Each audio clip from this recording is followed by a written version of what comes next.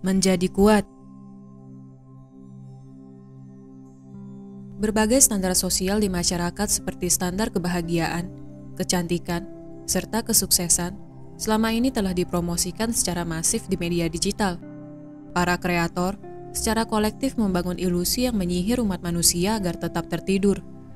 Hal-hal tersebut kemudian membuat kita mempertanyakan dan membandingkan diri kita dengan orang-orang yang ada di dunia maya. Kita menginginkan apa yang orang lain miliki karena kita tidak mensyukuri karunia Sang Ilahi yang kita rasakan. Kita juga kemudian berusaha untuk menjadi orang lain karena kita bahkan tidak mengetahui siapa diri kita. Belajar memahami diri adalah langkah awal agar kita bisa terbebas dari ilusi standar di lingkungan sosial. Dengan memahami diri, kita akan dapat belajar untuk menerima kelebihan serta kekurangan diri kita sendiri. Kita juga bisa belajar untuk mengetahui preferensi kita sendiri, seperti apakah kita suka berada dalam kesendirian atau keramaian, apakah kita suka membaca buku atau menulis, apakah kita ingin belajar hal baru, atau terjebak pada pola berulang. Inti dari pertanyaan-pertanyaan tersebut adalah untuk masuk ke alam bawah sadar kita yang terdalam, karena ketika kita berani untuk masuk ke alam bawah sadar kita, maka kita akan berhadapan dengan kegelapan jiwa kita sendiri.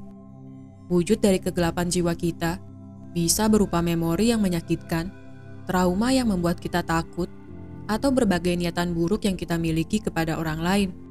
Hal-hal tersebut adalah energi frekuensi rendah yang bisa kita transmutasi ke netralitas, sehingga kita bisa mencapai energi frekuensi tinggi seperti keberanian, kreativitas, maupun kelimpahan. Untuk dapat terus melakukan transformasi diri, kita harus menghidupkan kembali lilin di dalam diri kita yang selama ini tidak kita sadari keberadaannya. Setiap individu membawa lilin kecil untuk dapat pergi mengarungi lautan kehidupan. Namun, selama ini kita berpikir bahwa kita hanya dapat bertahan hidup dari nyala api orang lain. Inilah akar dari konsep penyelamat yang selama ini menidurkan umat manusia melalui berbagai dongeng, legenda, atau ramalan melalui sistem kepercayaan.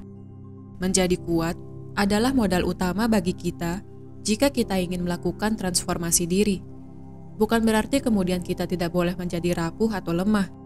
Kerapuhan adalah fase di mana kita meninggalkan diri kita yang lama untuk kemudian berubah menjadi individu baru yang lebih kuat. Tanpa adanya kehancuran, maka tidak akan ada kelahiran.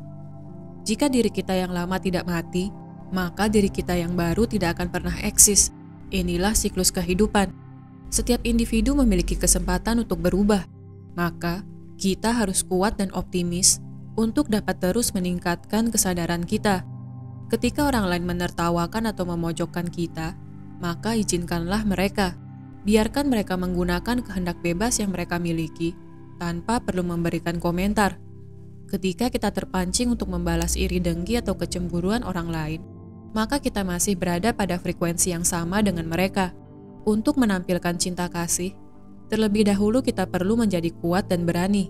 Karena hanya dalam kekuatan dan keberanian, kita bisa mengarungi lautan lepas sendirian tanpa perlu berlindung di balik punggung orang lain. Kita semua memiliki lilin kecil yang dapat kita hidupkan. Maka, mulailah masuk ke dalam diri. Dengarkan diri kita, bukan orang lain. Bahagiakan dan sayangi diri kita. Satu-satunya orang yang bisa kita percaya dan andalkan untuk meningkatkan kesadaran hanyalah diri kita sendiri. Berbagai video, buku-buku, termasuk sekolah jiwa, hanyalah penunjuk arah, bukan solusi dari masalah yang sedang dihadapi.